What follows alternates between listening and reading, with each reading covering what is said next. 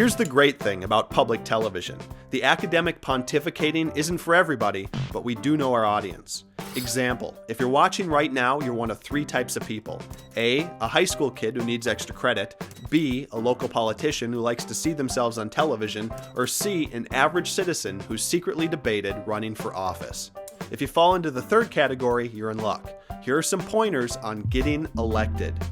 Running for office is a broad proposition, and just to keep things simple, we're going to ignore the school boards and the city councils and focus our attention on the two elected bodies that meet here at the Capitol, the Senate and the House of Representatives.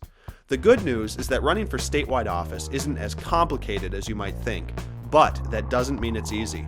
If there's one generalization you can make about launching a campaign, it's that it takes a tremendous amount of time. Lesson number one, don't underestimate the size of the task. Reaching St. Paul is essentially a three-step process. First, you need to decide why you're running. Second, you build a campaign. And third, you spend as much time as possible introducing yourself to the electorate.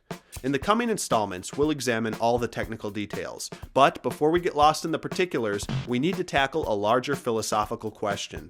Do you really want the job? Serving in the state legislature isn't like becoming president. There are occasional opportunities to enact big changes, but most days your to-do list is far less grandiose. Lawmakers spend the majority of their time responding to constituents, attending committee meetings, and building relationships with their fellow lawmakers. Honorary titles aside, it's an office job, except that here you don't get paid a lot and millions of people are constantly complaining about your performance. That said, this is a representative democracy, and we need people who aren't intimidated by disclaimers. Running for office may be a lot of work, but you know what? Suck it up. That's all the time we have this week. Let us know what doesn't make sense, and we'll do our best to figure out how it happens.